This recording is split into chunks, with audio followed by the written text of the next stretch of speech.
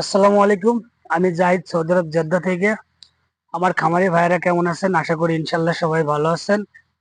আসলে অনেক লোকে জানতে চান যে মানে এই সৌদি আরবের ফার্ম গুলা বাংলাদেশের ফার্মের সাথে অ্যাডজাস্ট হয় না কেন বা ব্যতিক্রম কেন। আজকে আপনাদের সেটাই দেখাবো বা বলবো। আসলে এই সৌদি আরবের তাপমাত্রা বাংলাদেশের শীতকাল গরমকালে যে তাপমাত্রা থাকে, বাংলাদেশের শীতকালে সেই তাপমাত্রা থাকে। কারণ আপনার এই সৌদি আরবের তাপমাত্রা আপনার সবসময় আপনার 33, 34, 35 সবসময় নর্মালি থাকে। আর গরমের সময় তো সেটা আপনার 45 ডিগ্রি 46 ডিগ্রি পর্যন্ত চলে যায়। তো তার জন্যই আমাদের ফার্ম গুলা এত উন্নত মানের। মানে আপনার উদ্দেশ্য খালি হলো মুরগিগুলা গরমের থেকে বাঁচানোর জন্য। আপনার হলো এই যে দেখেন যে এই পাশে একটা এটা দেখেন কুলার এসি, আপনার এটা 40 মিটার লম্বা কুলার এসি। ওই সাইডে আরেকটা আছে কুলার এসি, আপনার 40 মিটারের লম্বা। এই যে আপনার একটা 40, অর্থাৎ রুমের দুই সাইডে দুইটা cooler AC, 40, 40, 80 metre cooler AC.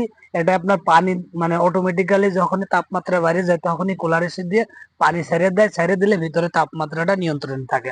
আমি যতটুকু সেট করে রাখবো ততটুকু আসার পরে অটোমেটিক্যালি মানে এসি গুলো অফ হয়ে যাবে।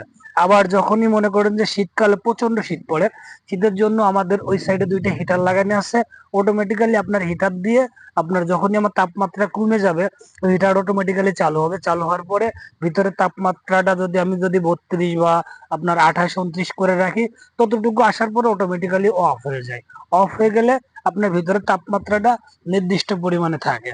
আর যেহেতু এটা এখনো নতুন ফার্ম, আমরা প্রথমেই চালানটা দিছি, তার জন্য আমরা খাবারগুলা হাতে দিছি। ইনশাল্লাহ পর্যায়ক্রমে হয়তো বা কারেন্টের আপনার পাইপের মাধ্যমে খাবারগুলো হয়তো সার্ভ করা যাবে ইনশাল্লাহ। সেটা পরবর্তীতে, যেহেতু এটা প্রথম চালান।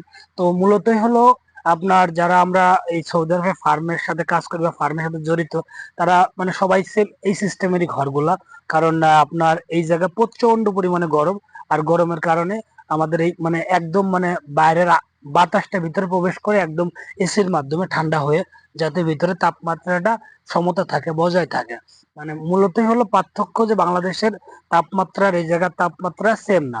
আর দ্বিতীয় কথা, এই সিস্টেমে করলে বাংলাদেশে করলেও ইনশাল্লাহ মানে যে মৃত্যুর যে বা আপনার বাচ্চা প্রথমের থেকে বা 30, 35 দিন পর্যন্ত যে বাচ্চা মারা যায় একটা ফার্মে, এই সিস্টেমে করা যায় তার 10 ভাগের 1 ভাগ মারা যায়। কারণ কি, বাংলাদেশে যে সময় মুরগি বড় হয়ে যায়, বড় হয়ে গেলে মুরগির যে তাপমাত্রা লাগবে আপনার 27, 28 ডিগ্রি, তা বাংলাদেশে আপনার দুপুরবেলা সেই তাপমাত্রা প্রায় 31, 32 চলে যায়। তখন মুরগিগুলো কিছু কিছু মুরগি বা আপনার একটা ফার্মে যদি 2000 মুরগি থাকে, তা হয়তো 2-1 দিন প্রতিদিন হয়তো 2-1টা করে হিট স্ট্রোক করে।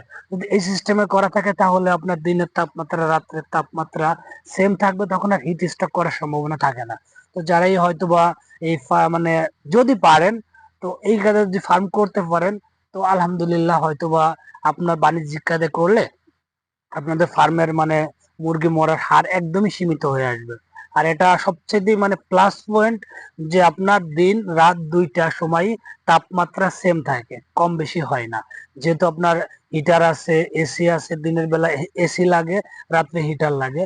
তো আপনার যখনই তাপমাত্রা কমে যায় হিটার চালু হয়ে যায়, যখনই তাপমাত্রা বাইরে যায় আপনার এয়ার কুলার এসি চালু হয়ে যায়।